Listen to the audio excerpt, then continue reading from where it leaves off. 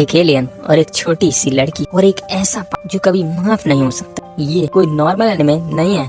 आज हम बात करने वाले हैं टोपीज ओरिजिनल सिंस के बारे में। एक ऐसा एनिमे जो सिर्फ 6 एपिसोड्स में आपका दिल तोड़ देगा और फिर उसी दिल से कुछ सीखने पर मजबूर करेगा। अगर आपको लगता है कि आप सब कुछ देख चुके हो तो रुक जा, ये कहानी आपके सबसे डार्केस्ट कॉर्नर से बात करेगी। तो चलिए शुरू करते हैं। नमस्कार दोस्तों, आपका दोस्त और होस्ट SY। तो आपसे फिर से मिलकर मुझे अच्छा लगा।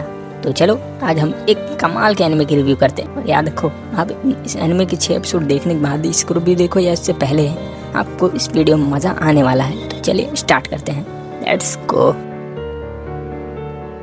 एक एलियन और एक छोटी लड़की और एक ऐसा सीन जो आपका दिल तोड़ दे। टोपी ओरिजिनल सिंस का एपिसोड फर्स्ट का लास्ट सीन आपको हिला के रख देगा। टोपी एक क्यूट सा एलियन जो अर्थ पर हैप्पीनेस स्प्रेड करने आता है, पर जिसे वो मिलता है वो होती है हिनाटा, जिसके चेहरे पर मुस्कान तो दूर उसकी जिंदगी में दर्द ही दर्द होता है। उसे स्कूल में बुली किया जा रहा होता है, घर में इग्नोर किया जा रहा होता है और उसका को एक ही सपोर्ट था, वो था उसका डॉग शीरो। पर जब आप सोच रहे होते हो सब ठीक हो रहा है, तभी कुछ होता है। तभी एपिसोड 1 के लास्ट में आता है वो सीन जहाँ शीरो नहीं रहता। हिनाटा का रिएक्शन प्योर साइलेंस और आंखों में आंसू, जो आपके आंखों में आंसू होंगे। उस सीन के बाद ये एनिमे बन जाता है एक मास्टरपीस एनिमे, जिसका एनिमे रेट में काफी रिकॉर्ड्स तोड़ता है, जो 9.8 की रेटिंग जाती है। हालांकि इसमें कम लोग रेट किए, बट फिर भी ये कमाल की रेटिंग गई। लेकिन फिर आखिर में इसका रिकॉर्ड टूट गया कि वन पीस का एक और बेहतर एपिसोड आया। अगर आपको लगता है ये एक नॉर्मल क्यूट एनिमे तो सोच लो दोबारा। तो प्लीज ओरिजिनल सीन्स आपको इमोशन के साथ रोलर कोस्टर ले जाएगा। एपिसोड फर्स्ट के बाद आप रुक नहीं पाओगे पूरा एनिमे वॉच करने पर। तो जाके एपिसोड फर्स्ट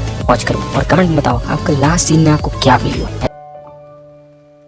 आखिर आपको ये एनिमे क्यों देखना चाहिए? इस एनिमे का टोन कम्प्लीटली डिस्टेटिव है और क्यूट विजुअल है, लेकिन सॉफ्ट वॉइस ओवर्स भी और एक हैप्पी एलियन भी है। पर अंदर से ये एक प्रैक्टिकल फिजियोलॉजिकल थ्रिलर है जो चाइल्ड अवेयरनेस, बुलिंग, गिल्ट और इनोसेंस को के लॉस जैसे टॉपिक्स एक्सप्लोर करता है। Why should you watch it? क्योंकि ये सिर्फ एक कहानी नहीं है, एक रिफ्लेक्शन है सोसाइटी का। आपको सोचे बिना ही देने देगा क्या अच्छा है क्या बुरा, और कभी कभी अच्छे इंटेंशंस के बुरे रिजल्ट क्यों निकलते हैं, इस चीज को भी दिखाया जाएगा इस एनिमे। तो होपफुली आप इसे वॉच करो।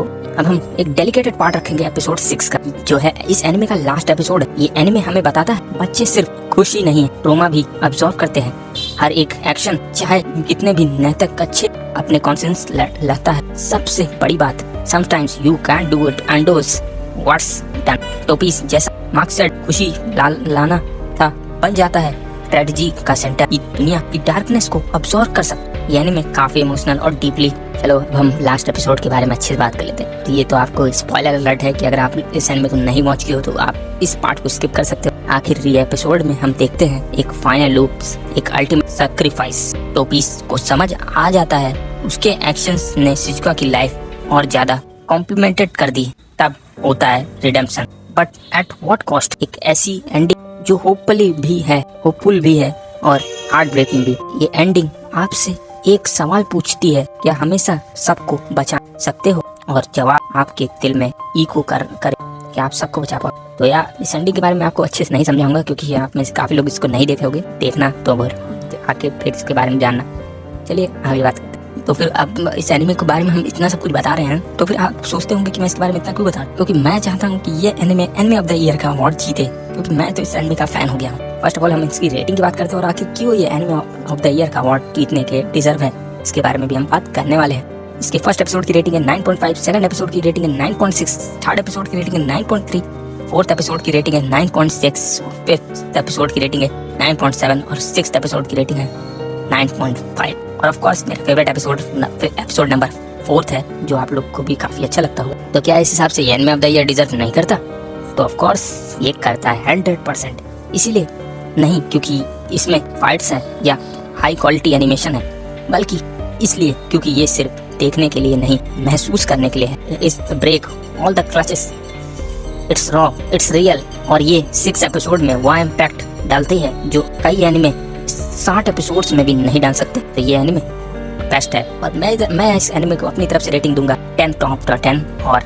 और मैं इसे एनिमे ऑफ द ईयर के अवार्ड्स में खुद की तरफ से नॉमिनेट करता हूँ। होपफुली कंसीडर इस वीडियो को देखने के बाद वो भी इसे नॉमिनेट जरूर करें, चाहे उसके बाद फैंस का डिसीजन होगा कि इसको देना है अवार्ड की नहीं। कभी कभी हम किसी चीज को देखते हैं सिर्फ टाइम पास के लिए, लेकिन कभी कोई एनिमे हमें बदल देता है।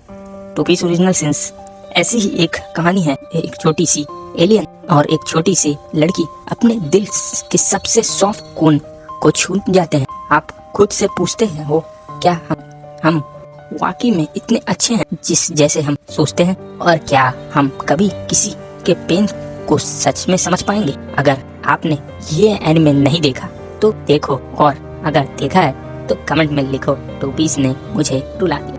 ऐसे एक मजेदार वीडियो के लिए आप मुझे फॉलो कर सकते हो, क्योंकि इस तरह की वीडियोस आती रहेंगी। लाइक करो, शेयर करो और सब्सक्राइब करना मत भूलना, ताकि और ऐसे ही इमोशनल और पावरफुल स्टोरीज आप तक पहुंचती रहें। टोपीस आया था हैप्पीनेस देने और चला गया एक ऐसी कहानी छोड़ के जो कभी भूल नहीं पाएंगे। फेड्स आउट्स विद टोपीस स्पाइसिक्स फ्लाइंग अवे। होपफुली आप इसे वॉच करो, क्योंकि इस वीडियो का मकसद यही था कि आप इसे एनिमे को वॉच करो। तो ओके, चलिए चलते हैं। तब तक के लिए जय हिंद, जय भारत, वंदे मातरम।